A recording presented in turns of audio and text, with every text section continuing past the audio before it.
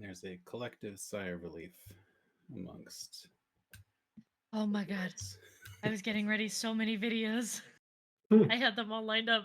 I was like, fuck, fuck, fuck.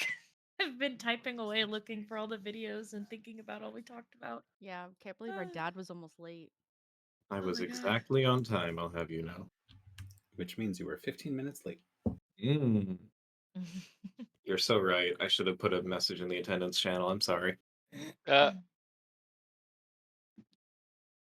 Hello, Not everybody. even a color. hey, Hi. Hello. It's classroom o'clock. We're gonna take a quick little look through at the 7 bosses, and we'll also maybe watch together the Ready Check Pull preview of Gallywix. We're going to talk about what we think the strategies might be, some of the pain points to watch out for. And this is a sort of open collaborative session, so questions are more than welcome. Just pipe up. I'll try to watch the chat, but I just sat down and I have so many notifications, so bear with me. Um, yeah, we're going to work together and figure out what these bosses look like. So let me frantically bring a screen up onto yours.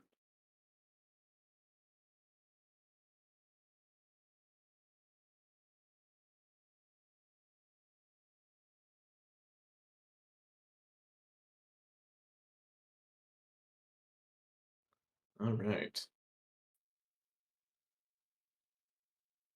So we're looking at another 8-boss raid, as they have been doing recently. If I'm understanding it correctly, the first boss is set in stone, but then you can pick any of the next 3 to do second, third, fourth. I think that's a wide open raid plan. So not sure which we'll be headed to when the going gets tough, but we'll figure it out.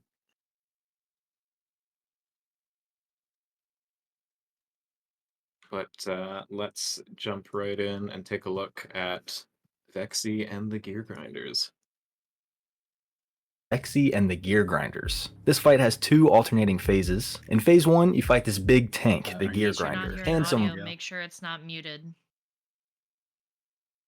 Oh, that's me then. Unmute the Cinder stream. There are subtitles, but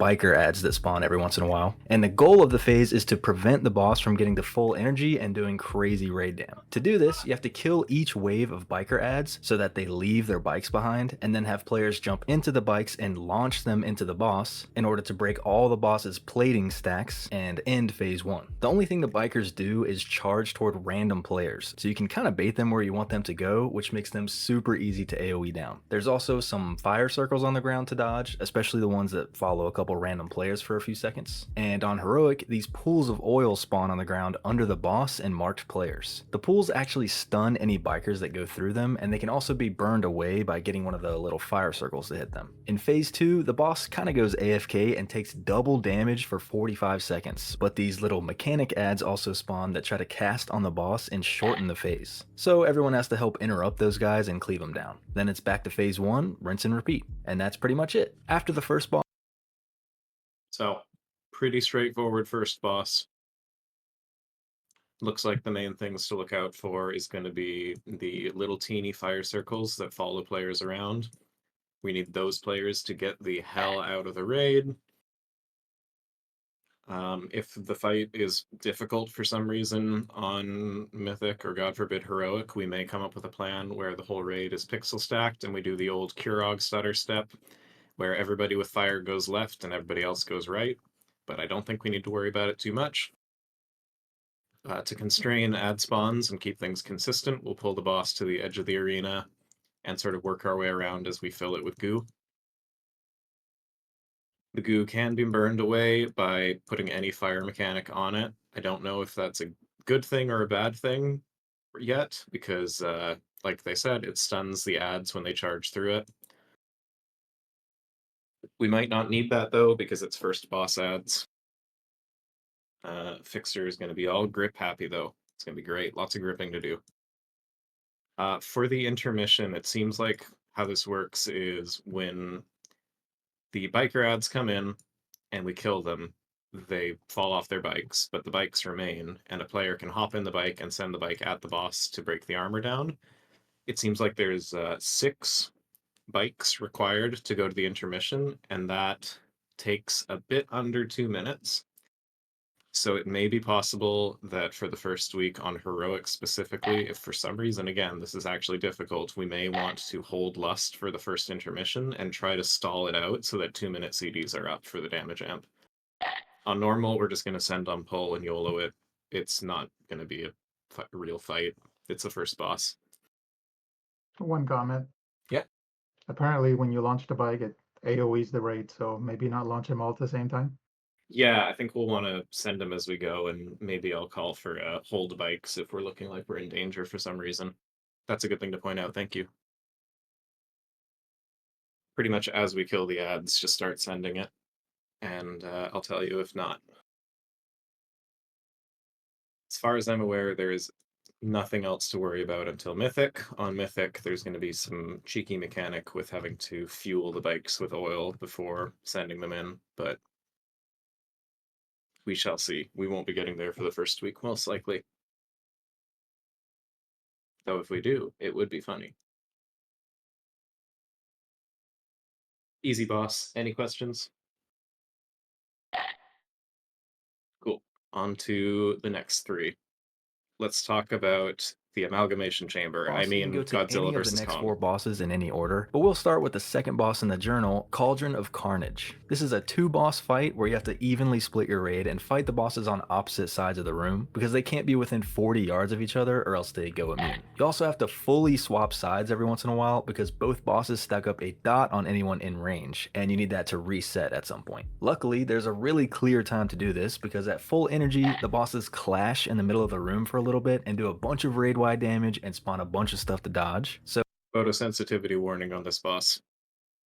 everyone just moves to the opposite side during all this. As for the regular mechanics, on the left side you've got Florendo, the big T-Rex. He spawns a big bomb that everyone on that side has to soak to reduce the raid-wide damage it does. He shoots a fire beam at a marked player, which everyone has to dodge. And on Heroic, he sometimes puts fire circles around everyone that you want to spread out for. On the right side, you've got Torque, the big gorilla. He gives everyone on his side this resource bar that goes up when you move and goes down when you stay still. And if you move too much at once and it fills all the way up, you get stunned for a few seconds. So you just can't move too much at once. He also spawns circles under everyone's feet for a few seconds that you have to dodge, which forces you to fill up your movement bar a little bit. And on Heroic, he spawns these images that fixate random players and move toward them, exploding and leaving lightning on the ground if they touch anyone before they expire. Other than all that, you just have to try to kill the bosses around the same time because when one dies, the other one starts to enrage. And that's pretty much it. On to the...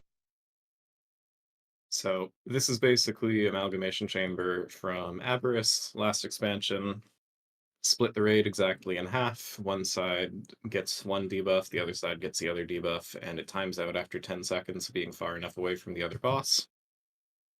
I'm entirely sure that there are going to be a nice little collection of dot classes sitting in the middle, getting both debuffs and wondering why they're dying. Try to play it smart, and don't do this right out the gate until we know if it's dangerous or not. If you can time it so that you're not getting debuff refreshes by moving in and out at the right time, whatever, but just be smart. Also, consider that mechanics will get baited on players who are too close to both bosses at the same time. So, for example, the giant death laser beam, which goes across the entire arena from the flame dinosaur. That picks a random player to fixate on. So let's say we have a DPS player sitting here that gets targeted by it. He's going to point it at that player. Wherever that player moves, the beam is going to follow for a second, and then it's going to lock in place. He'll start actually casting the beam, and that player gets out of the way. If it picks a player that's over here, this is what the beam is going to do. And all these little friends are going to die. Don't kill your friends. We'll be wanting to keep the bosses reasonably far apart. We're not sure exactly what range that needs to be, but I suspect we'll want to keep them, at about 20 yards from the wall on each side. Fire boss is definitely going to be the harder boss to deal with because he's got the main mechanic is those big group soak bombs, but I believe he also has a spread mechanic. Into each other. Shut up, Dreadnought. Here we go. So all the players on the fire side are also going to get these debuffs that force you to spread out, and it's going to tick pretty hard if you're stacked together. But we're going to have to alternate between being close together and spread out because the bombs that the fire boss drops also bait on a player and they need to be soaked. So we'll probably start the fight with the red side all pixel stacked nice and cozy to bait a bomb. Everybody soaks that bomb, it leaves a fire puddle on the ground, they move over, and they spread out for the spread out mechanic. When the spread out's over, we move back together to bait a bomb, and then we spread out again. Ideally, we're going to have bombs that are pretty close together to start with, but then the third bomb baits while we're spread out, and that one could be absolutely anywhere, and that might just suck. We'll deal with it.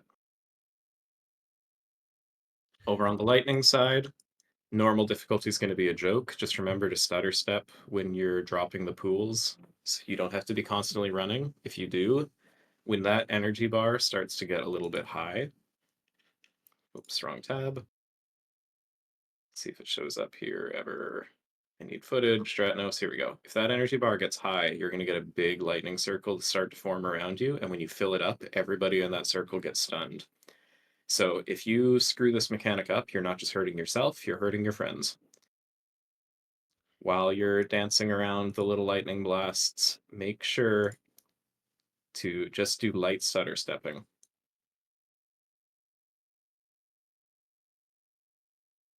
Easy peasy. These lightning fields on the ground are being dropped by the heroic ads, I believe. Make sure that if you are fixated by an ad, you are kiting it through the boss. Do not ever let it touch you. People need to... Actually, I believe they can be CC'd. I don't think they can be killed. They just time out, if I'm remembering right. It looks like there's not a hard edge on those lightning fields on the ground. Yes, so these ones are just permanent danger zones from ads exploding, basically. Okay, gotcha. And for the group soak in the RCP video, they had just that mage ice blocking on it, even though the narrator was saying the groups needs to soak on it. Yeah, Kinda it mean that, or- seems it. I haven't got confirmation yet. I haven't looked at the Dungeon Journal this week if there's a minimum number of soakers, but I think immune soaks would work on it. The tooltip on Wowhead does not imply that there's a minimum. I think we can trust that we can immune soak those bombs, and I think that'll probably be helpful on the higher difficulties. Reduced for each player within 8 yards. Ah, inflicting damage to all players. Pardon me, you're right. We must soak that. They have changed it since initial mythic testing. Wait, no, hang on. No, it means they're working fine. Don't worry about it. Don't worry about it. I'm confusing myself. It's Ellie's fault. It's always Ellie's fault. I didn't write the tooltip.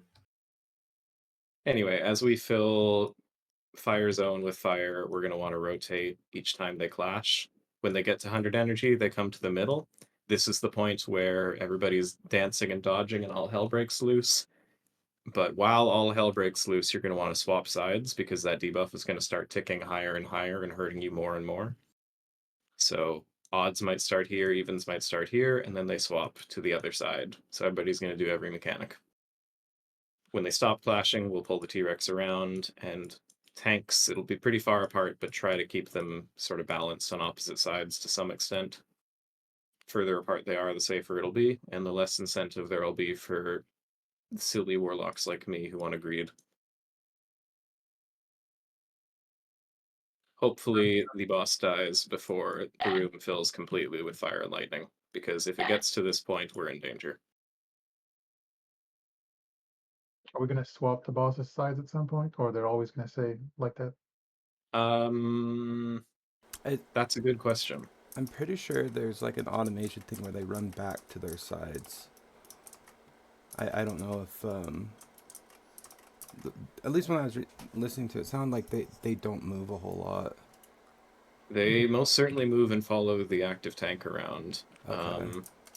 So the question is, do they automatically run back, or is the tank dragging them back? Let's look at it from a tank perspective and find out. I think there's not that much advantage to making the bosses swap sides, but I could see it sort of helping with the area denial situation if we need to sort of backfill fire over there. They do run automatically. Okay, so we will not be swapping the bosses' sides. Bosses will always stay on their respective side. Perfect. It'll always be like that. Good question So and we're good gonna have a answer. lock gate across the center, and the entire team's gonna gate through each other. Yep, that seems That's fine. fine. It's not like Amalgamation where you had to clear debuffs by popping each other, as far as we know. The Mythic mechanic is much stupider in this one. Don't worry about it. It's the high and second domination. Kind of. No, because there's still no risk of getting close to players with opposite debuffs. So we could run through each other if we wanted to. The danger of doing this gate across is there's going to be literally 8 bazillion swirlies happening during the intermission. So be very mindful when you're crossing over. It's going to be a dodge and position smartly kind of fight.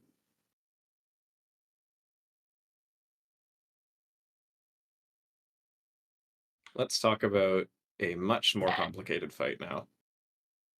The third boss, Rick Reverb. This boss has 2 alternating phases. Phase 1 mainly revolves around these amplifiers that get dropped on the ground throughout the phase. They slowly gain energy over time, and if they ever hit full energy, they start doing massive raid damage. So to prevent that, every once in a while you have to have players run over to them and right click on them to drain their energy, taking some damage in the process. Not too bad, but on Heroic, draining an amplifier leaves a debuff on you that makes you take extra damage from draining for a while. So you kind of have to rotate who's draining each time, which can get a little messy. Other than the amplifiers, the boss also has a bunch of regular abilities. He has a cast that makes a bunch of these circles shoot out from the amplifiers for everyone to dodge, which on Heroic, if you get hit by 2 of these in a row, you get mind controlled and walk toward the boss, and your team has to break you out with damage. He has a beam that he shoots at a marked target, which everyone else has to dodge. He puts these blue circles on a bunch of random players, which is a pulsing AoE dot that everyone has to spread out for. His melee swings are little frontals, so everyone has to stay out of the front. He gives extra energy to amplifiers that are too close to him, so you have to keep him away from them. And on Heroic, he spawns these bomb ads on the ground that everyone has to help kill before they explode on the raid after a few seconds. And as a little bonus, you even get a haste buff for doing damage to them.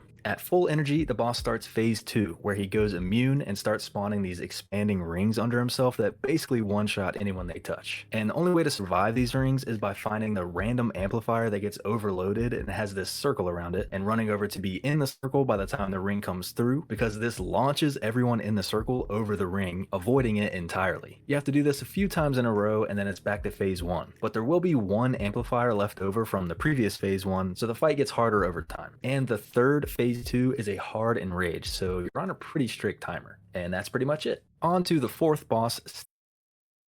So this is a weird one.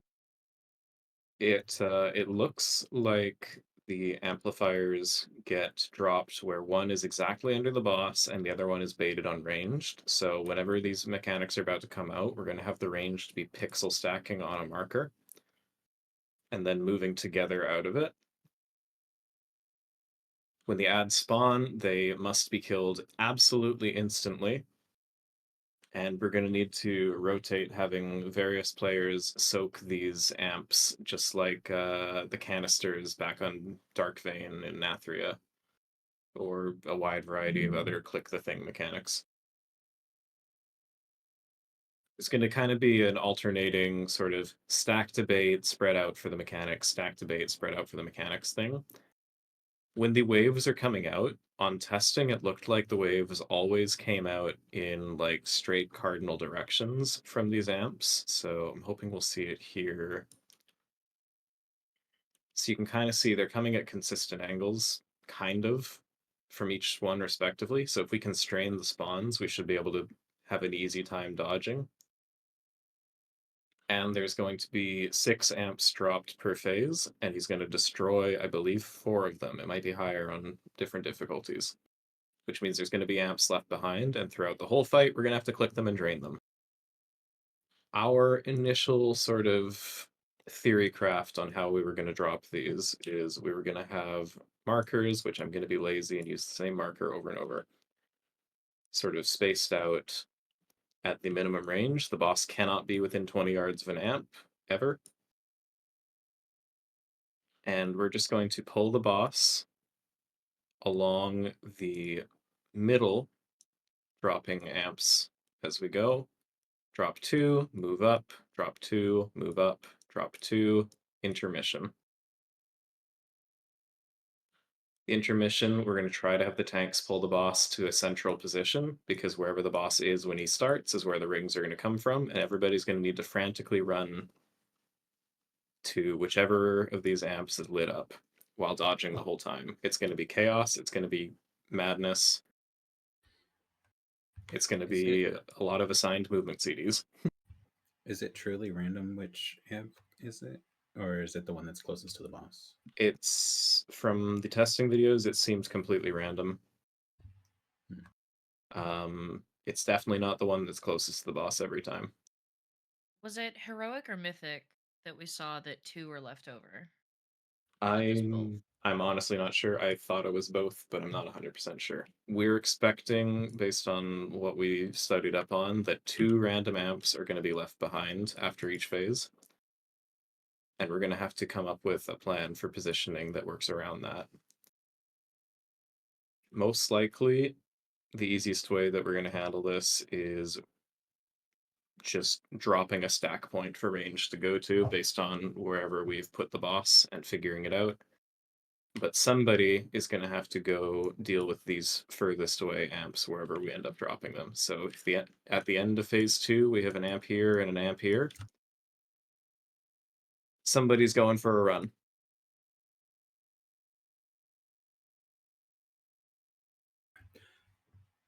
Can you recap the mind control mechanic? Yeah, so waves are going to be emitted at like some set intervals through the fight from each of these amps. It's going to be little tiny waves. They look like the Shriekwing thing from Nathria. Okay. If you touch one, you take damage. If you touch a second wave within 5 seconds, you get mind controlled. So you can screw up one dodge. You break the mind control by being DPS'd out. Cool.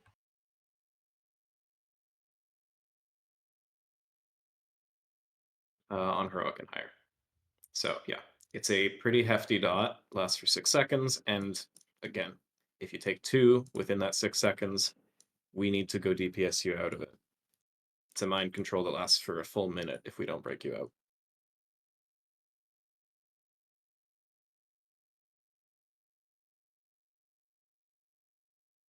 This fight looks like it's going to be absolute chaos. But honestly, I think the dodges are going to be less difficult than they seem. Again, if we take a quick peek at the sort of the patterns. And the only way to...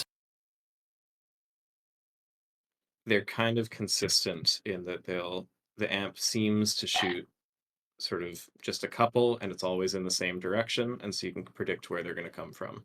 It's just during the intermission while we're all running around like headless chickens that is going to be a problem, but we will do our best. This is one of those fights where on Tuesday it's going to feel insane, and when people develop real strategies that we can steal, it'll feel like a joke. I also saw in this video there was an evoker that was in front of the pylon but inside of the circle, and they got killed by the wave. Is that probably going to carry through? That's a good question. Right. Yeah, this evoker gets, or not this one, maybe. One of these evokers gets wrecked on these pylons. Let's watch that evoker. Here they got mind controlled. Oh yeah, he got mind controlled. And nobody broke him out, so laser beam to death. Gotcha. So if he hadn't gotten mind controlled, totally fine, looks like. He would have been launched over anyway. Yeah. Also, note that wherever you're standing from the pylon is where you're getting knocked. It takes a sec, it goes straight up and then out. This mage is landing in the ring, but they're fine, but they are incredibly far away from that pylon. So we should probably always try to get knocked toward the center of where all the different places we might need to go are. Like this time, he got knocked toward all the pylons, so he was probably safer.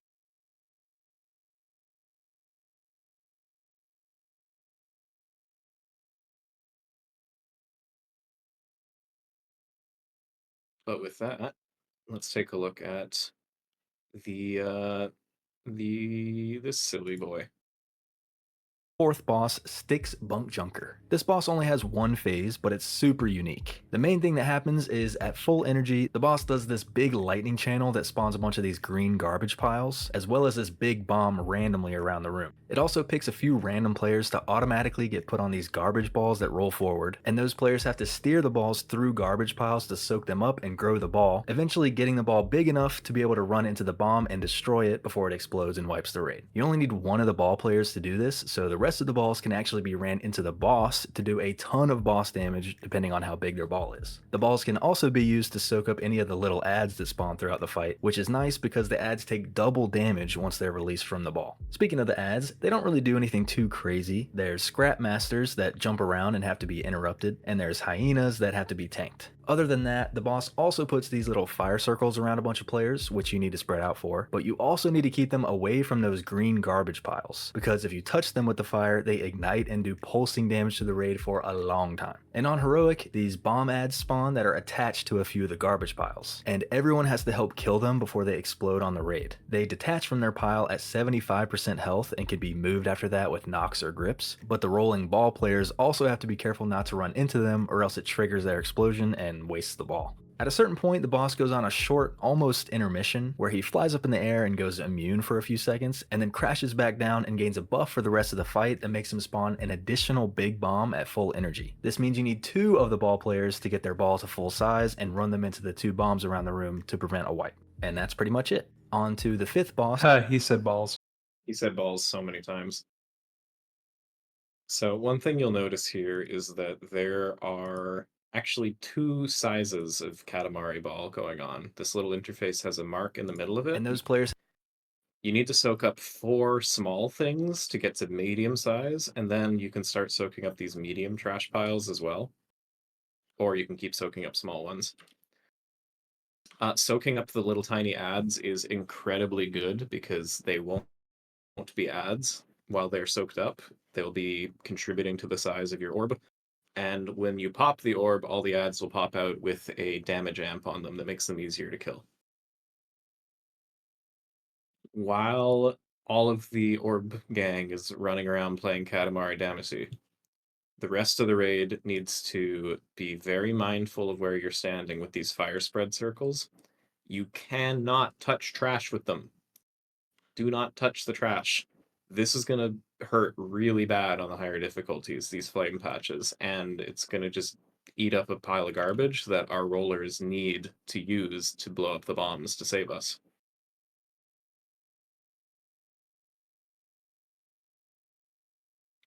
If it's particularly difficult to actually have enough trash piles for all the rollers to get their orb rolled, we might sort of assign quadrants of the arena. So we could do something like this, where we split the arena like that, and we say, okay, one person's rolling in star, one person's rolling in diamond, one person's rolling in triangle, and split the junk that way. I'm hopeful that we just won't need to do that. And it should just be pretty straightforward. The heroic ads, they're going to be little bombs that are sitting on trash piles that everybody needs to swap and DPS down. I want these brought close to the boss with knockbacks, but the rollers do need to be really careful not to hit these guys. A roller hitting a bomb, like a little bomb guy, will blow it up and hurt us. It will be a bad time. Doesn't it also destroy the ball roller? Yeah, it'll take out your ball. And then if you were the person who was going to blow up the big bomb and you don't, we're dead.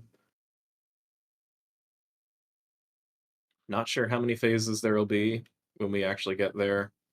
Probably 2 or 3 big bombs to deal with by the end of it. Everybody who's not popping a big bomb when all the big bombs are popped can send their trash ball into the boss to do massive damage. I have a feeling that this one will be invalidated on the all-star points on Warcraft logs, so do mechanics. Also, you'll note there in that clip, If you're not big enough to destroy the bomb, it doesn't seem to cause a problem. You just kind of bounce off it, and you also bounce off other players.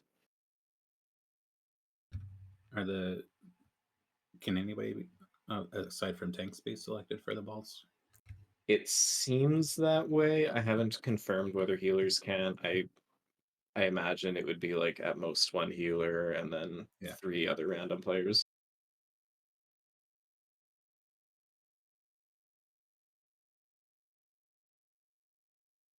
This fight's just going to kind of be wacky, but I don't think there's anything difficult about it.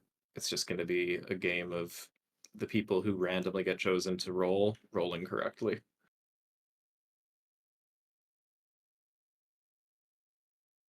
Prevent a wipe, and that's pretty much the trash piles. What happens if we don't soak all of them, but we do get all of the bombs? Nothing. It looks like they'll despawn for the next intermission. Okay. It'll there's no downside to there being trash piles around. I think they're stinky if you step in it, and again, if you drop fire on it, it will kill us. But having lots of trash around just means more stuff for the rollers to roll into. Not sure timing wise if the rolling starts before the fire circles, but I would hope so, because otherwise there's not going to be a lot of room to maneuver between the trash. it also picks Like all the people who need to spread out with their fire circles here, there's not a lot of room to fully spread out without risking touching a trash pile when it's early on, but it looks like that's not an issue. We're going to just have to wait and see.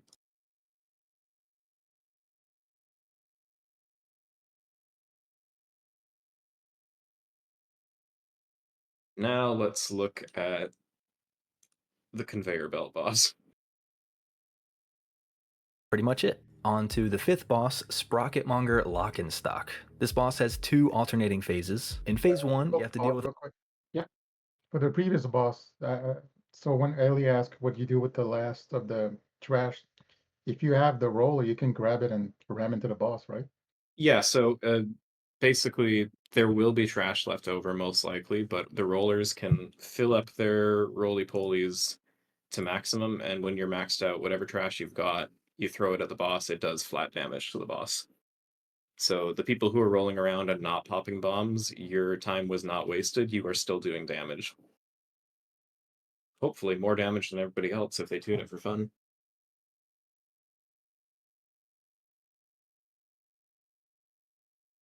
alternating phases. In phase 1, you have to deal with a bunch of simpler mechanics that don't really have much to do with each other, but they get a little crazy later in the fight. You have to stay out of the sections of the room that the boss electrifies, which actually doesn't cover the conveyor belts around the room, so you can use those to move around. And he changes the sections throughout the fight, so you do have to relocate around the room sometimes, but the pattern is the same every pull. The boss makes these drills spawn under marked players' feet for a couple seconds, which everyone has to avoid. And the boss has 3 different inventions he can activate, which come cruising down the conveyor belts beforehand. On the left side, you've got the fire beams, which everyone has to avoid. On the right side, you've got the rockets that shoot across the room, which everyone has to dodge. And in the middle, you've got the magnets that pull everyone toward them for a couple seconds and stun you if you touch them. Only one of these inventions can get activated at a time in the beginning, so things start off pretty chill. On Heroic, the boss also spawns these mines on the ground in set locations, which explode on the raid if you step on them. And the raid has to stagger setting them off one by one, because when one goes off, it puts a 2-second debuff on the raid that makes them take way more mine damage. And they all go off on their own if left alone for too long. The player that steps on the mine also gets a personal debuff for a while that makes them take way more damage from stepping on another mine, so you have to rotate mine steppers as well.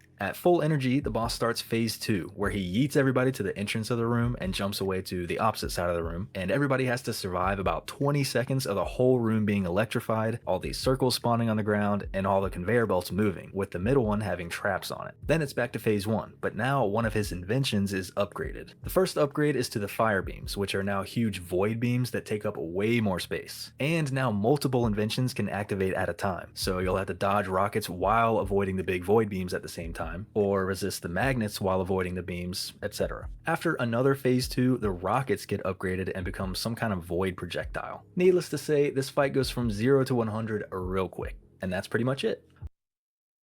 That one Sounds a little weird. I think it looks cool. It's going to be a little weird. So here's our arena. Pretend there's conveyor belts all through these middle sections. It's not rendered here. Apparently, the areas that are electrified and illegal to step in are fixed, the order which they happen throughout the fight. Don't know if that's just going to be for heroic or not, but we'll see. But basically, half the raid, and it could be like this, could be like this, could be wherever. Half of the arena is going to be electrified, half of it's not. Whatever 2 quadrants are not electrified are going to get the 2 bombs spawning on them. Let's call that a bomb.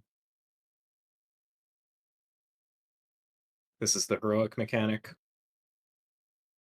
And we need to stagger popping these, kind of like the Smolderon orbs or Painsmith bombs or whatever mechanic you want to think of that you have to stagger. It's a pretty common choice for Blizzard.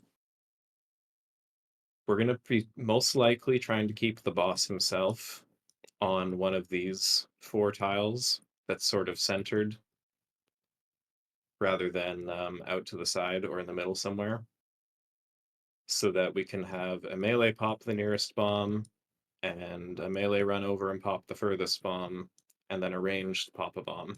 We do need to manually pop these bombs, at least most of them, because the other mechanics in the fight, when they happen, will pop any bombs that are left over. So when the field electrifies, these bombs, they go boom, we die. If a flame line comes out from the conveyor belt and pops a bomb, boom, it pops. If 2 happen at once, we die. Sounds like Painsmith. Very, very Painsmith. This fight, the tank mechanic is literally a fall off damage thing. It's literally just Painsmith on conveyor belts. Oh boy. When towards the end of the fight, when we're getting double mechanics, aren't we kind of guaranteed to get beams blowing bombs up? So it looks like timing wise, the bombs are going to happen, and there's going to be enough time to pop 3 of them before any other mechanics have a chance to pop them. Okay. So it should be fine. The stacking mechanics is more just going to make it more difficult to dodge. And it looks like we are safe to just pop 1 bomb, wait a sec, 2 bomb, wait a sec, 3 bomb, wait a sec, and the 4th one goes off on its own later when something hits it. We only need to pop the 4th one ourselves if we want to plan when that damage is going to come in, because it is a big raid-wide hit when it happens.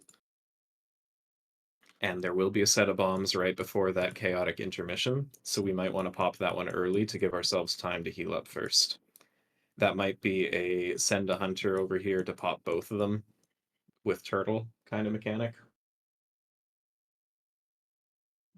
You can't have the same person pop 2 bombs in a row. It puts a debuff on you. That debuff lasts for a period of time, which is defined by the number that is 2 minutes. I'm good at stalling. So Seamless. probably we need however many bombs there are in each phase, we need that many poppers assigned. And when we get to the intermission, it seems like it's pretty consistent in that we get sent to the same side every time. The boss pops over to the other side, and so we can probably preset a lock gate along one of the conveyor belts and save like half of the intermission run every single time because it's 2 minutes apart. Also, throughout the fight, if you were watching really closely on the video, there were little bear traps that were flying across the conveyor belts, so we have to be very careful about when we're crossing. This is going to be a little bit of coordination mechanic on heroic with the bombs, but it's mostly going to be a personal can you dodge shit fight.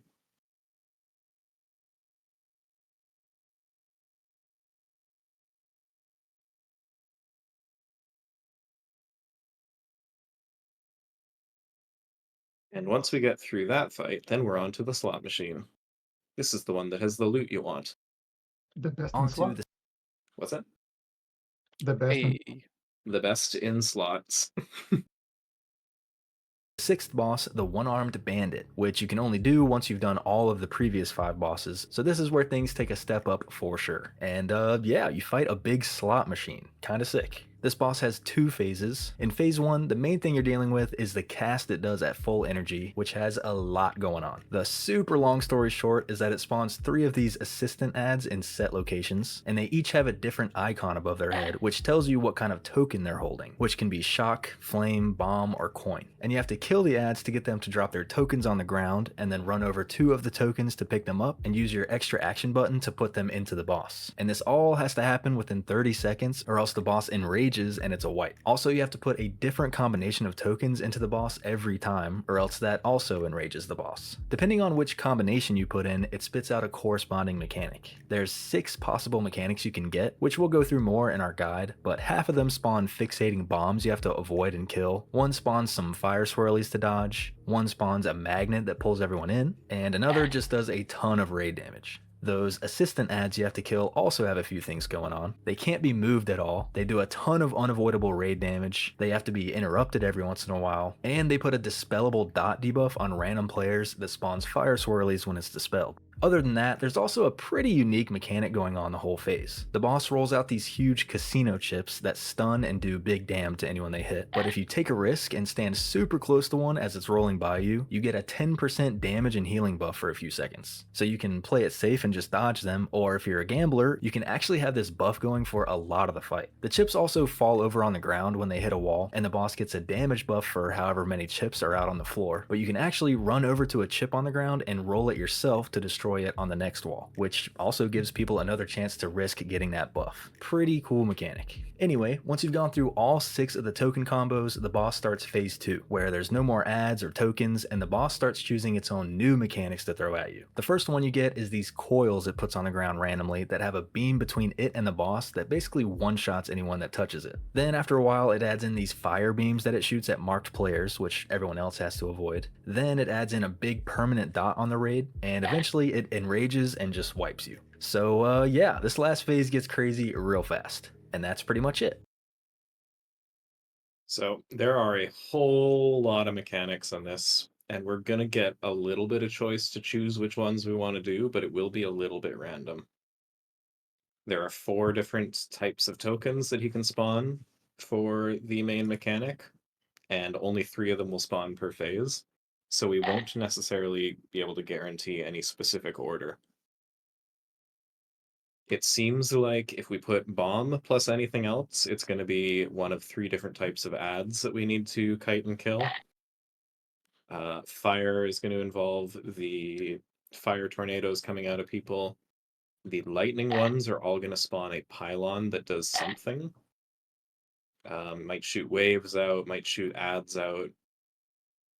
There is an option to click on that pylon, and if you click on that pylon, it'll do its mechanic a second time, but then it'll clear some of the poop on the ground. I don't think we're going to need to do that on Heroic. That might be a mythic thing. The poop on the ground is coming from the tank mechanic, I believe. So we're going to want to keep the boss sort of running around the edges for the main phase. Probably something like on this outer part of the roulette circle. And tanks are going to be vibing over here. When you get targeted by the tank mechanic, it fixates, you run out to the edge, you drop a big pool of lightning on the ground, you come back in. With respect to the wheels that are going to come out and give you that 10% damage amp that everybody really, really wants for their parse, we'll probably be counting how many people fuck it up in the logs every time we do this fight and naming and shaming you every single night. So be smart about it. When they hit a wall, go ahead. That's just if you actually get hit by it, it fails. But if you are next to it, then you're fine. Totally.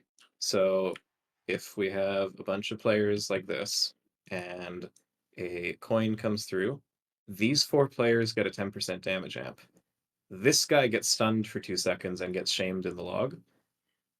This guy, I'm not sure. That guy probably didn't play it safe. Is it 5 yards, that coin? Good question. Probably says the adventure guide, maybe. Yeah. Spin to win. Where is our for coin, coin for coin. Payline. It just says near. Very helpful, Blizzard. Thank you kindly. Nice. Oh, and you get trucked if you get hit by it. Oh yeah, if you actually get hit by it, like Yeah. it hurts. On heroic, that's gonna hit you for a clean 5 mil with an 8-second stun. You still get the buff if you get hit. No. So much and for they the divine despawn when they shield. hit the wall, right? But so When they how did Yeah, how do so you when it roll 'em finally again? hits the wall, then it's going to turn into a bomb on the ground for a second. When that explodes, the coin's going to sit there and it's going to be buffing the boss. So somebody needs to run out, grab the coin, and launch it again with an extraction button.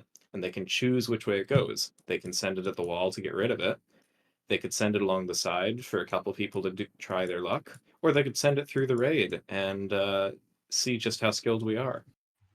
What are we going to want to do with that?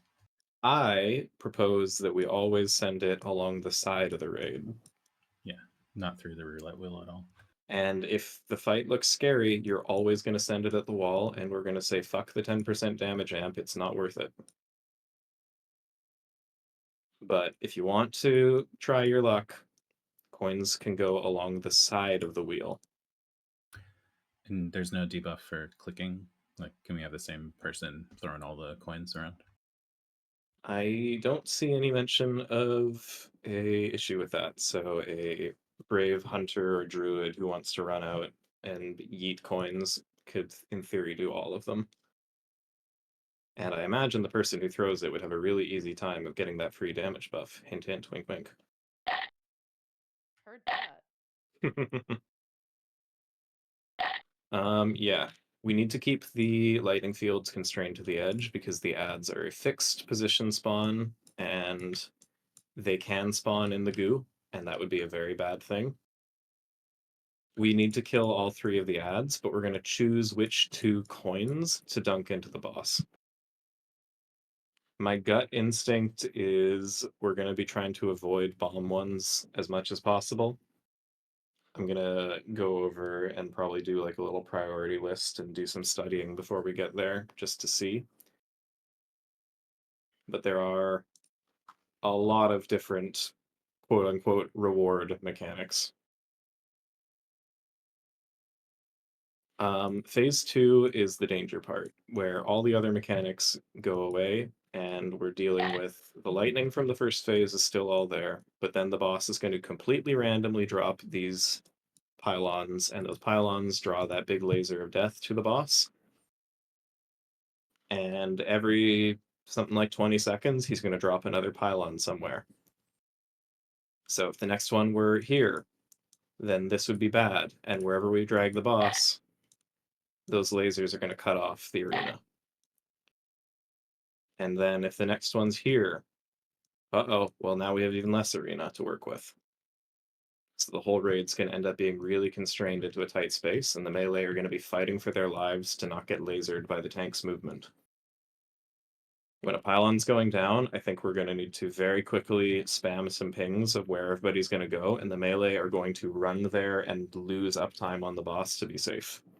Because if we decide, okay, everybody needs to run this direction to dodge the lasers, and the boss starts running this way, that melee just died. That melee just died. We'll be lusting phase 2, because it is the hard and rage timer. Damage in phase 1 will only matter to decide how many coin mechanics we get.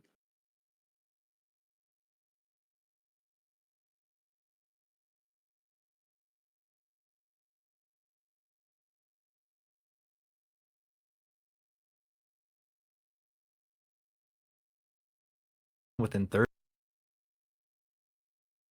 And onward to the penultimate boss, which is also a mechanics clusterfuck.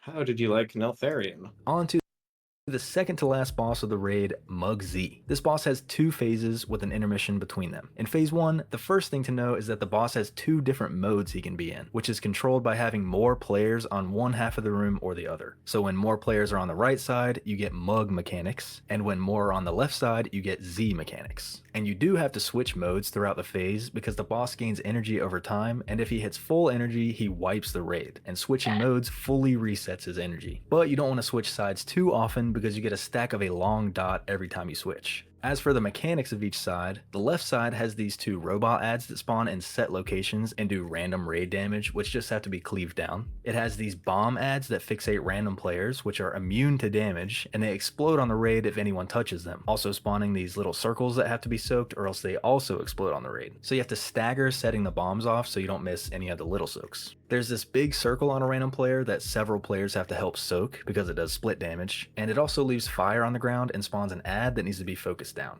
There's this line on the ground that tracks a random player, which a tank has to soak and mitigate to keep that player alive. And there's a big frontal aimed at a random player, which everyone else has to avoid. The right side mechanics are completely different. There are these circles that go on 2 random players, which have to be separated from each other and group soaked by a few players, because they do split damage and spawn this ring of rock walls with an ad in the middle. The boss has to be kept out of the rings, and the people inside have to kill their ad while dodging its random cone casts, and then use the knockback from the ad's death to break out of the walls. On Heroic, the players outside the walls get targeted by these frost spear things that launch towards you after a couple seconds and one-shot you if they hit you. So you have to get your spear to hit one of the rock walls instead. While you're being targeted, you also get slippery ice feet too, so it's kind of hard to move around. And finally, there's this long frontal cone that follows a random player, which everyone else has to avoid. When the boss gets to 40% health, he starts the intermission, where he casts a charge at a random player that everyone else has to avoid, and then he spins around with damage cones coming out of either side of him, which everyone also has to avoid. He does this combo a few times before eventually starting phase 2.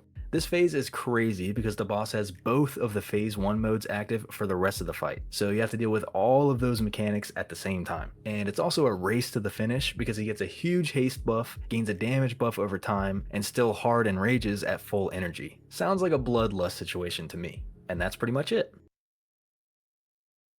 What So the this- fuck? So It's so let's just that taste boss this is now. It's OP. confirmed, right? Yeah. So it's Spine of Deathwing plus Neltharion plus Huntsman Altamore plus Terragru. I don't know. There's a lot of things going on. Kurog. Is Kurog mixed in with the Spine of Deathwing mechanic? Yeah. So at least the room's cute. Mhm. So we'll call it. We're gonna call this side the fire side, this side the earth side, I guess, because this side's everything's on fire, and this side has the earth ads. On the earth side with the big boys, we're gonna want to try to keep the big boys pretty close together, and we're gonna want to keep the boss close to them so that there could be some cheeky AoE going on. But the boss can't be in the arenas or else he enrages, and the ads can't be stacked or else they both enrage. On normal difficulty, DPS the ads down, break yourselves out, whatever. The whole time you're in the arena, they're doing little frontals, kind of like the mythic ad from Nimue, where it just sort of goes in a random direction and frontals people. So dodge. The tank mechanic is a pain in the ass on this side, where the tank is going to get knocked back and is going to be leaving a trail of gold on the ground. You have 30 stacks of a gold feet debuff, and every step you take drops a pool of gold and loses a stack. So the tanks are going to be running around dropping gold on their feet along the wall until they're all out of stacks, slowly filling the room with gold. When the ads die, they leave a big earthquake on the ground, so we'll be slowly filling the room with earth. And all the while, the heroic mechanic of those ice lasers, we need to use the walls to block those. Alternatively, if we're really cheeky, you can immune soak them. Little bit dangerous though, but that is a strategy I saw a lot of people doing, is if everybody who's outside the arena is pixel stacked, then all of the icicles are going to spawn in the same position, and you can have one person immune soak them, or you can send all these players together to have one wall block all of them. It looks like you can have one wall block multiple icicles.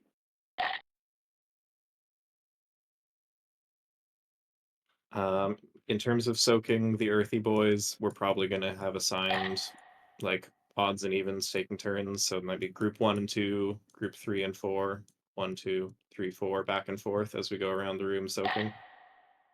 It also seems like we're going to be swapping after every 2-ish sets of mechanics, depending on what the energy timing is like. Over on the fire side, where all the annoying ads are,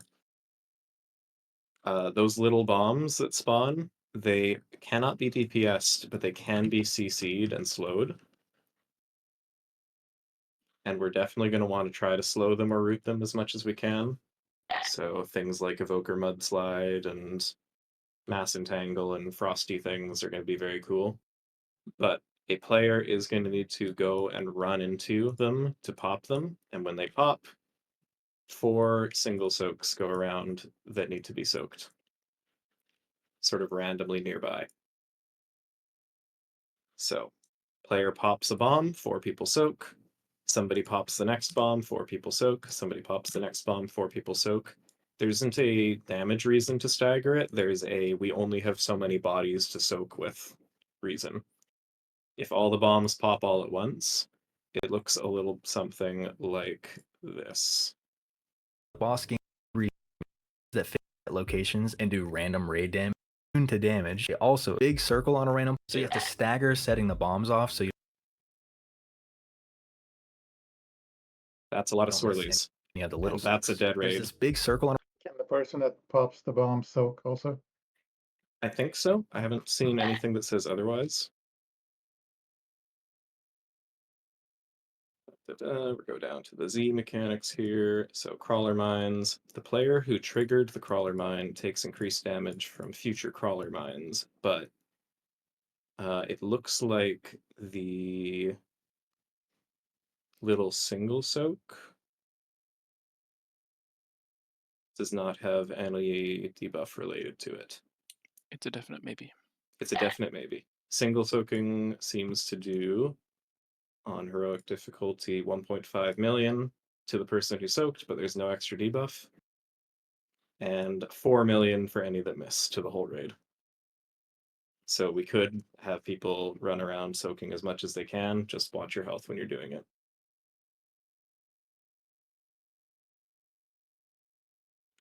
The big giant group soak that's also on the fire side that leaves a big pool of fire on the ground is sort of a series of mechanics, one after the other. We have the big group soak, which is a heavy hit split among everybody who soaks it, and it leaves the fire on the ground. And immediately coming out of that, an ad is going to pop off that needs to be focused down because it does a constant stacking damage to a random player that will eventually kill them. And another player is going to get targeted by the boss's gun, and this is the tank mechanic for that side. A tank has to use heavy physical mitigation to block that gun. Double whammy shot. Double whammy shot is going to hit the nearest player for 15 million physical. And anybody who's behind that player takes whatever got mitigated, or whatever didn't get mitigated. This also seems like something that we could bop soak, because it's a physical effect. So that might be a possibility as well, depending on how much danger the tanks are in. Looks like you also can't hit any crawler mines with it, or else everybody gets stunned. Yep. It would be bad. It would pop the mine and do bad things. Also, the person who was targeted by the gunshot, after surviving the gunshot, then has a bomb planted in them. And that bomb, after 6 seconds, will do massive damage around them, and also pop mines that are close. So that player needs to run out of the raid. That person just is fucked forever, basically. Yay. Yeah. At 40% health, he does the intermission thing where he's going to charge people that we have to dodge, but then we have to get in close to run circles around him, or else we get shot by lots of guns. And then stage 2 is all the mechanics at once. The mines will break down the jail walls, which is not a good thing because it will trigger the mine. So we need to be careful how we kite them. All the mechanics interact with each other, the spears, everything's happening at once. It's going to be hell. We're going to lust phase 2 for sure.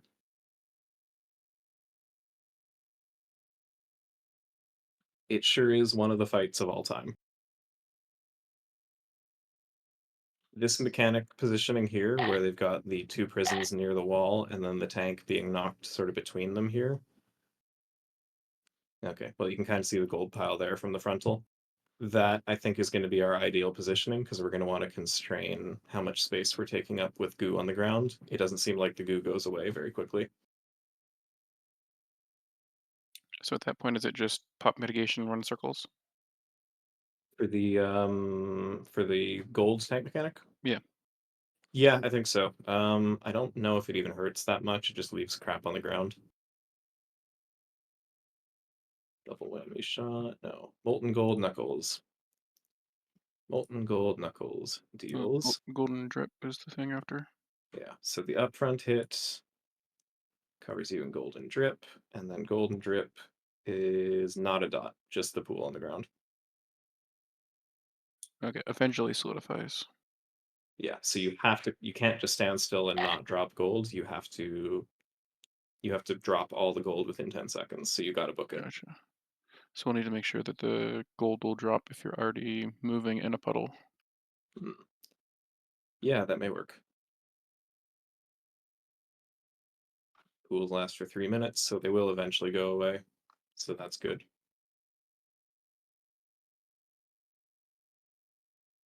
Does not say anything about the earthquakes disappearing, though.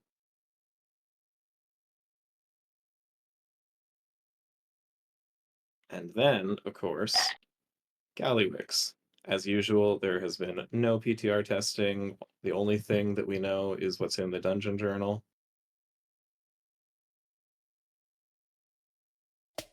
Hey, I'm Zax, and here's our guide prediction for Chrome King Gallywix, the last boss of Liberation of Undermine. There's no actual footage of the boss since it wasn't tested, so this is really our best educated guess based on the dungeon journal. But we'll update this guide once the boss is killed on Heroic and we see what the best strategy is. Thank you to the sponsor of this video, Wowhit, and their raid cheat sheets, which we'll tell you more about. And the entire fight takes place on this one big circular platform with a little hole in the middle. And you can also see that there are these 4 big things around the edge of the platform, but those don't matter until phase 2. Speaking of which, this fight has 3 phases with an intermission after phase 2. There's a few adds in phase 2 and 3, so it's not entirely single target, and you're definitely going to want to save Bloodlust for phase 3. You'll see why later. Now let's get into phase 1. There's a handful of mechanics that are common in every phase of the fight, but the main unique thing in phase 1 is a cast that does big damage to the tank and also does a frontal in their direction that does a ton of split damage to anyone it hits. This frontal has to be soaked by at least 3 people or else you're dead. And you'll probably want a few more people in there because the split damage is pretty high, but you don't want a ton of people soaking it because everyone that gets hit also gets a big heal absorb on them. This absorb has to be healed off within 30 seconds because it does damage to the player when it's removed based on how much absorb is left. So if you get it all off, it only does a little bit. On Heroic, this damage hits the whole raid, so it's even more important to minimize how many absorbs you get and heal them all off. The cone also makes the soakers take double damage from the next cone cast, so you have to alternate who soaks each time. As for the common mechanics, the boss spawns a big pile of bombs that you have to dodge initially, and then a bunch of different kinds of bombs fly out of the pile. Some little bombs fall on the ground and explode in a small circle that you have to avoid. Some bombs attach to marked players and then explode in a small circle after a few seconds, which everyone else has to avoid. And if you get hit by any of these circle explosions, you also get a stack of a long dot. Some little rockets shoot out from the pile, which everyone has to avoid, or else you get a stack of a different long dot. And on Heroic, some big bombs fall on the ground that the tanks have to interact with within 15 seconds or else they explode on the raid. Interacting with this bomb does a ton of damage to the tank, knocks them back, and gives them a stack of a big dot, which also does raid-wide damage when that dot falls off. So the tank without the boss should probably take care of these, and depending on how many there are or where they spawn, they might need to aim the knockback it does to get around to all the bombs in time. Another common mechanic is a channel called Suppression, which does raid-wide damage and spawns a bunch of little circles to dodge. Another one is Venting Heat, which does raid-wide damage and a short raid-wide dot. The dot gets extended by 1 second every time this is cast, so this is going to do a ton of damage by the end of the fight. And the last two are tank mechanics. Gatling Cannon is a cast that does big damage to the tank, increased by how far away the tank is. Although I'm not super sure why a tank would be far away from the boss. I guess we'll see. And Trick Shots is a buff the boss gets every 4 seconds, and whenever the boss changes targets or gets all the way up to 10 stacks, he dumps all the stacks into the tank, doing big physical damage and applying a dot per stack. So whenever the tanks taunt swap, the new tank should have a defensive going already, and you probably don't want this to ever hit 10 stacks because that would... Yeah, that's going to be a very unusual tank mechanic, I think. It might imply that you need to swap pretty regularly, as much as you can even. It looks like it looks like it's the opposite of a pretty standard tank mechanic, which is the as you get hit, you take the stacks, kind of like on Experiments and Aberrus. But instead, as the tank as the stacks get higher, you swap, and like I said, you want to have a mitigation going because you're just going to get smacked in the face. Yeah, so we'll see. It's an interesting reversal. It'll be interesting to see how that goes. Yeah, I suspect it'll end up timed out where you're supposed to swap on 4 or 5 stacks every single time, and that's sort of how it goes. But instead of watching your stacks, you're watching the boss's stacks. Yeah, it'll be it's one of those you want to swap as often as possible, except you don't want to make them taunt immune. Yeah, So, be interesting. do a ton of burst damage. And that's it for phase 1. Nothing really crazy going on in this one. But then when the boss gets to full energy, he starts phase 2, and that's where things do get a little crazy. At some point, the boss tries to activate one of the 4 structures around the room called a Giga Coil, which does insane pulsing damage to the raid that's pretty much only survivable for a few seconds at best. And the overall goal of the phase is to prevent this damage by blowing up the coil he wants to activate with some bombs that get brought into the fight by a particular ad. So to do all that, I think the timeline goes something like this. You're fighting the boss, dealing with the common mechanics, and you can see which coil the boss wants to activate next by these 2 lights on it, which are called Giga Controls. Then this Dark Fused Technician ad comes flying in on his rocket that explodes when he lands, which you have to dodge. He is carrying a Giga Bomb, and you have to kill him to get him to drop it on the ground. Then before the boss can activate the coil, someone picks the bomb up and runs it over to one of the Giga Controls, which automatically detonates the bomb and destroys one of the controls. This causes a control meltdown, which prevents the boss from activating a coil for 1 minute, and you go back to dealing with the other mechanics for a minute. Then when that minute is running out, you kill another one of those ads with the bomb and do the same thing. Bring the bomb over to explode it on the other control. This gives you another minute of safety, but destroying the second control also gets rid of that coil entirely and spawns a big pool of lightning around it for the rest of the fight. And you keep repeating all that on the next coils until the boss gets to 50% and goes into the intermission. Unfortunately, a few things are pretty unclear about this whole process, mainly how many of those bomb ads spawn at a time and how often. If it's just one ad that spawns every minute, that lines up with a minute-long interruption, easy peasy. But if there's more than one or they spawn more often, that's where it gets a little more complicated, because you don't want to spam the bombs onto the controls because you'll run out of controls too fast and the whole room will be full of that lightning on the ground. I suspect this is going to be a little bit like Mythic Dathia, where we're going to need to decide how the bombs get dumped in a smart way that sort of times it out, where like we're getting rid of one of those areas that we're not going to use, and we need to carefully pace out a couple of the bombs to stop the boss from activating one of the controls. It's going to be a see how it actually works in practice, but being an end boss, I suspect some really cheeky things to be going on with how you dunk these.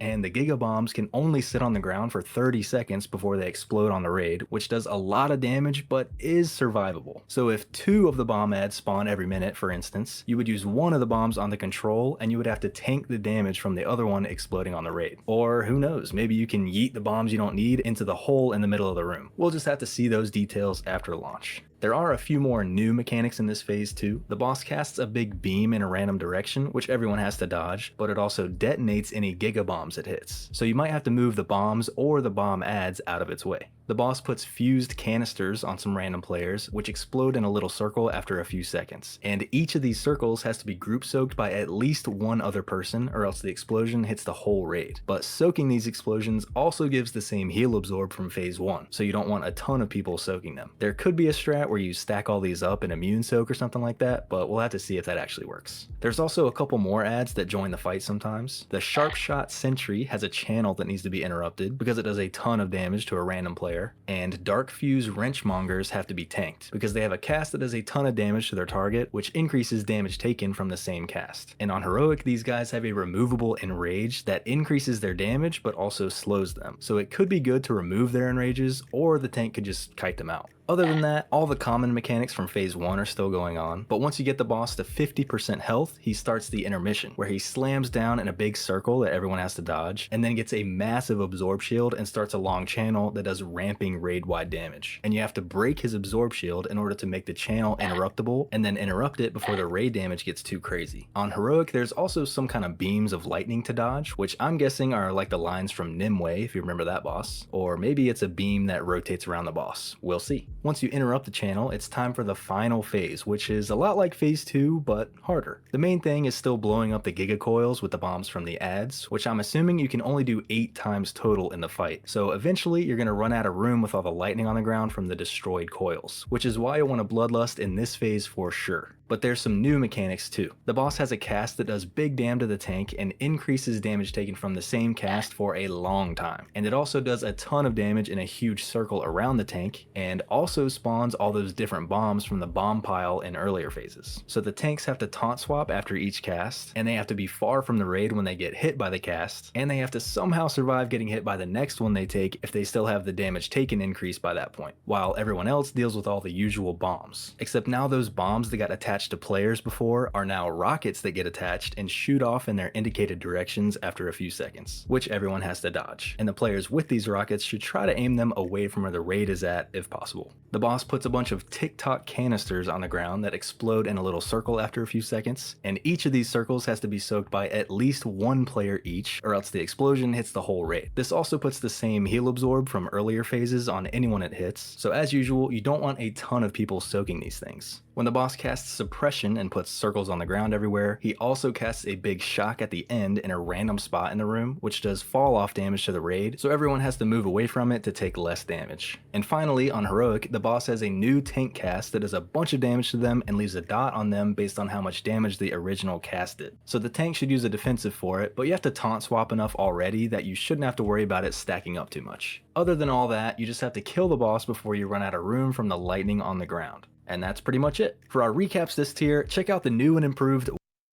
So who knows how accurate that'll end up being, but it seems like the fundamental mechanics are going to be many dodges, tanks losing their minds, healers losing their minds, and we're going to need to be assigning the smallest, safest number of players to soak each mechanic. You seem to be assuming that the tanks have minds to lose.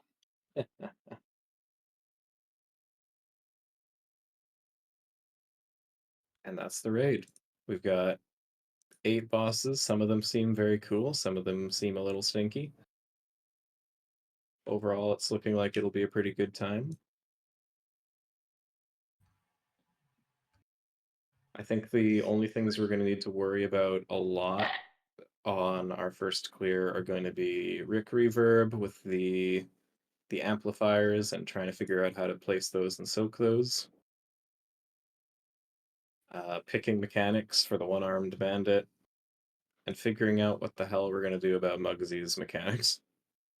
We're going in day 1 before anyone else has had time to see it live, so, you know. Figure it out as we go. Figure it out as we go. Do we know what order I'm gonna do bosses 2 through 5? Or Yeah, that's a great question. We're probably just going to kind of end up accidentally going one direction or another based on running through the raid and doing trash. I don't know if there's a strong advantage to doing any particular order. Given the choice, I would probably do Godzilla versus King Kong first, maybe the Rolly one second, and the amplifier's third, so we've got a little bit of time to get warmed up and get some early loot pieces to help us, because I think this will be the hardest one.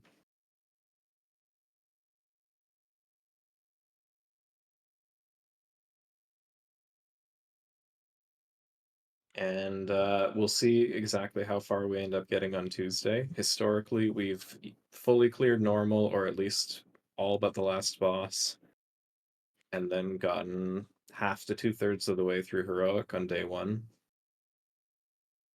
I'm hoping for a similar performance. If we get to Gallywix nice and early on normal, we'll give it a couple pulls and see what it looks like, probably. But I don't want to spend too much time there. I know that the Omni tokens are really, really valuable, but if we spend half a raid night doing that, think of how many bosses that could have been if we just went to heroic instead. So what we may end up doing is the first 7 on normal and then the first few on heroic for Tuesday. And then based on what we learn over the next couple days, we may go back for normal Gallywix on Thursday and then back clear the rest of heroic.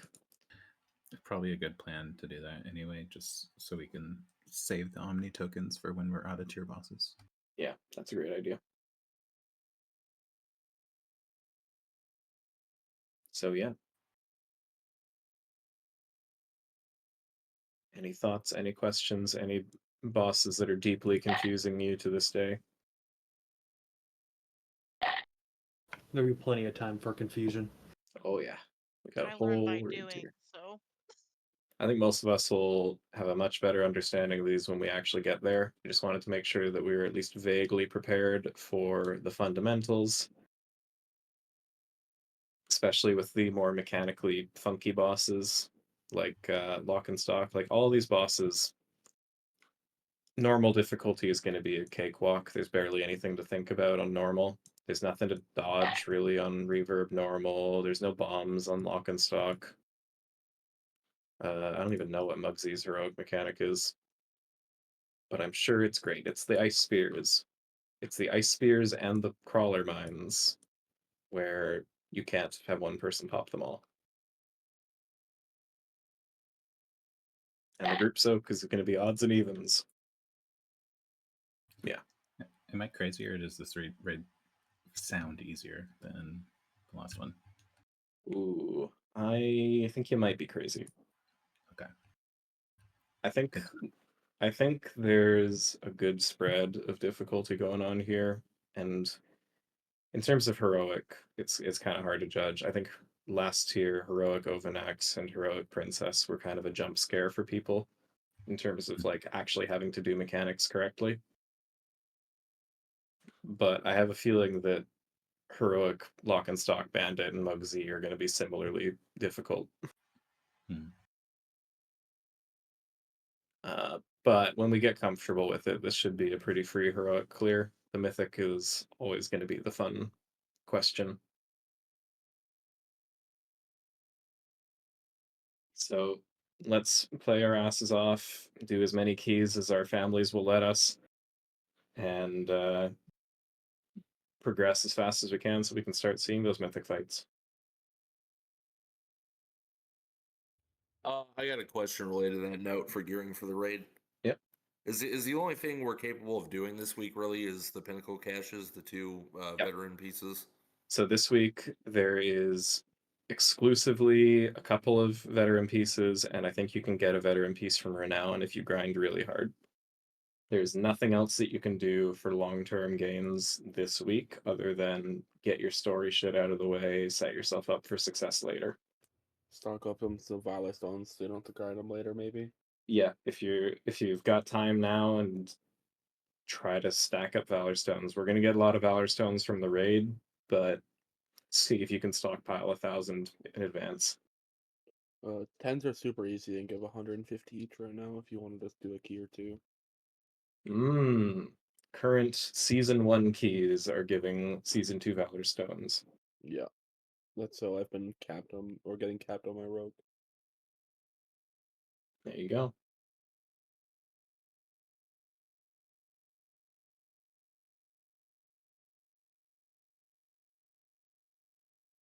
All right.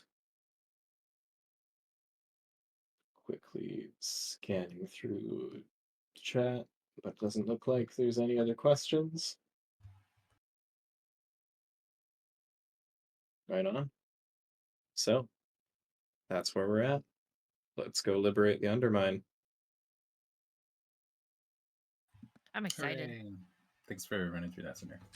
Yeah. Excited to fall into Gallegos' hole. It's gonna happen Disengage. now that everyone's fucking spoken it into existence. God damn it. The prophecy. Actually, no, it won't, because it'll be hover into the hole this time. It won't be It's disengaged. true. You'll have to actually be facing it, which you still will. Yeah, I mean, you saw what I did on that fucking Arakara that we did. Or a gate is placed over the hole, but it's not placed far enough, so we all take the hole and just all plummet Yeah, through it. teacups throw us in the hole. It's just Eyes a on you, Now- wall teacups. kill. Eyes on you. I don't want to spoil anything, but like, has anybody looked at No, Mythic Galagix's final phase? I thought you were talking about something else. I was like, don't No. spoil. Is it leaked already, or? Yeah, kinda. Oh, like via the Dungeon Journal? Well, nothing about the fight part of it itself, but it does have a certain Ragnaros quality about it. Intriguing, intriguing. You mean Galilix has legs? Crazy. Maybe. I saw someone on Twitter make the argument that what if they make us do the new driving mechanic as a part of the raid fight? God. No, Like Pedro. no. No, I would be surprised. You don't want to do a Mario Kart boss? That'd be Just- so fun. Simpsons because hit it- and run. Just because Yeah. it works for Kindy. All right. Well, I have nothing further to say. Thank you to everybody who came out. Huge crowd tonight. Awesome. Glad to see it. Everybody's so eager to be ready and raring to go so we can blast through these bosses. Thank you for your time. I'm going to head out, get some groceries so that I don't starve to death before raid. And I will see you guys on Tuesday. It's 6 p.m. You're barely